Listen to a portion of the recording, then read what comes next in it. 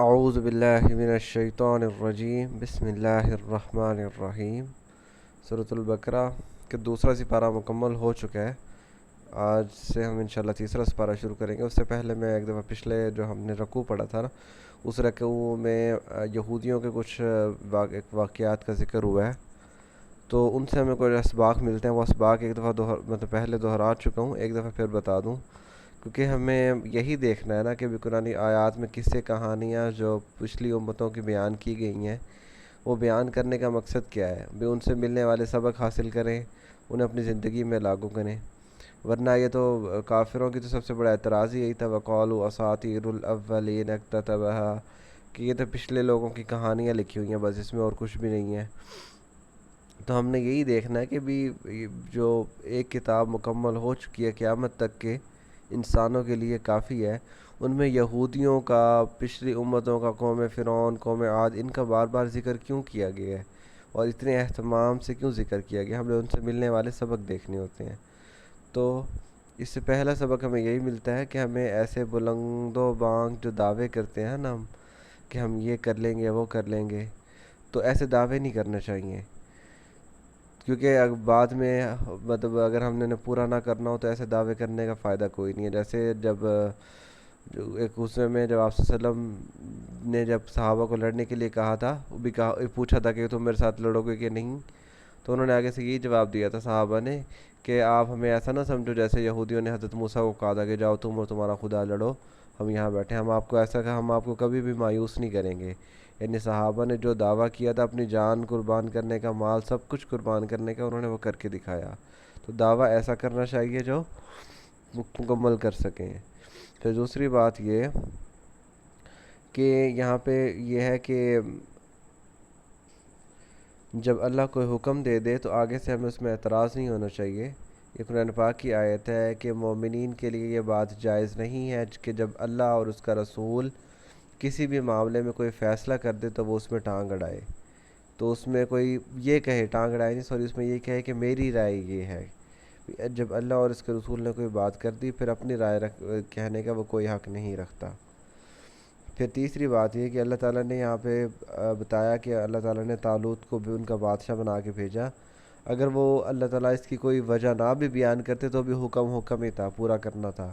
اس کے باوجود اللہ تعالیٰ نے بتایا کہ بھی ہم نے اسے بادشاہ اس لیے بنایا کہ وہ علم اور جسم ان دونوں میں فضیلت ہے، مطلب باقی لوگوں سے زیادہ ہے وہ، اور جنگ کے لیے بھی مالی وسعت کا ہونا ضروری نہیں ہے کہ آپ امیر ہو، بلکہ اس چیز کا ہونا ضروری ہے کہ آپ کے پاس علم ہو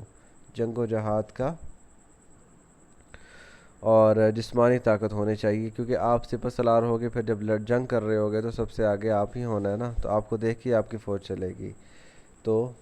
اس وجہ سے کہ علماء کہتے ہیں کہ بھی جب آپ کسی کو کسی امیر بنانا ہو، کوئی کسی کا ہیڈ بنانا ہو، تو یہ نہیں دیکھا جائے گا کہ وہ ٹھیک ہے ایمان ساری چیزیں ضروری ہیں، لیکن یہ چیز دیکھا جائے گا کہ جس چیز کے لیے اس کو ہیڈ بنایا جا رہا ہے، سربراہ بنایا جا رہا ہے، کیا اس کام کی خصوصیات اس میں ہے کہ نہیں۔ مثال کے طور پر اگر کسی کو جنگی سپہ سالار بنایا جا رہا ہے تو یہ چیز دیکھی جائے گی کہ اس کے اندر جنگ کی صلاحیتیں، یہ علم اور جسمانی طاقت اور یہ جو بھی جنگی چالیں چلنی ہوتی ہے اس کا علم ہے کہ نہیں اس کے پاس۔ تو یہ چیز ہمیں سے پتہ چلتی ہے۔ اور پھر اس کے بعد ایک اور چیز ہمیں یہاں سے پتہ چلتی ہے کہ جو رستے میں ان کو نہر کے پانی کی پابندی لگائی گئی، دریا کے پانی پہ، مطلب دیکھا جائے تو کوئی خاص وہ نہیں تھا، مطلب کوئی حرام کرنے کی کوئی وجہ نہیں تھی، لیکن بعض اوقات زندگی میں ہمارے اوپر حلال چیزیں بھی حرام کی جاتی ہیں تاکہ ہمارے اندر کوئی قوت برداشت پیدا ہو، اور پھر ہم باقی زندگی میں دوسرے حرام کاموں سے بچنے کی اپنے آپ کو کوشش کریں اور نپٹ سکیں جو بھی خطرات آئیں۔ جیسے رمضان میں ہمارے اوپر حلال چیزیں بھی حرام کر دی جاتی ہیں، کھانا پینا، تاکہ باقی 11 مہینے یہ حرام سے بچے رہیں۔ یعنی اس طرح کی جو قوت طاقت پیدا کرنی ہوتی ہے ایمانی قوت، وہ اس کے لیے کبھی کبھی ضروری ہوتا ہے کہ ہمارے لیے حلال چیزیں بھی حرام کر دی جائیں، یا مطلب جو سنتیں ہیں وہ فرض کر دی جائیں۔ جیسے کہ آپ صلی اللہ علیہ وسلم جو تھے وہ سنتوں کی بھی قضا کیا کرتے تھے، حالانکہ ہم پر سنتوں کی قضا واجب نہیں ہے، لیکن اگر آپ صلی اللہ علیہ وسلم کی سنتیں رہ جاتی تھی تو ان کی قضا وہ ادا کیا کرتے تھے۔ تو یعنی اس طرح کہ نیکیوں میں بہت زیادہ آگے نکلنا، یا حلال چیزوں کو بھی کبھی کبھی حرام کرنا، تاکہ وہ پیدا ہو، تقوی پیدا ہو۔ اور آخری سبق کیا ملتا ہے کہ بھئی ہمیں اپنی حق والوں کو، اہل حق کو، اپنی قلت پر گھبرانا نہیں چاہیے، اپنی کم تعداد پر، کیونکہ ہمیشہ سے یہی ہوتا ہے کہ اہل حق لوگ کم رہے ہیں اور اہل باطل لوگ زیادہ رہے ہیں، لیکن ہمیشہ حق والے باطل والوں پہ غالب آئے ہیں۔ تو اس چیز سے ہمیں نہیں گھبرانا چاہیے کہ اگر آپ حق پہ ہو کر بہت تھوڑی تعداد میں ہو۔ تو یہ وہ سبق تھے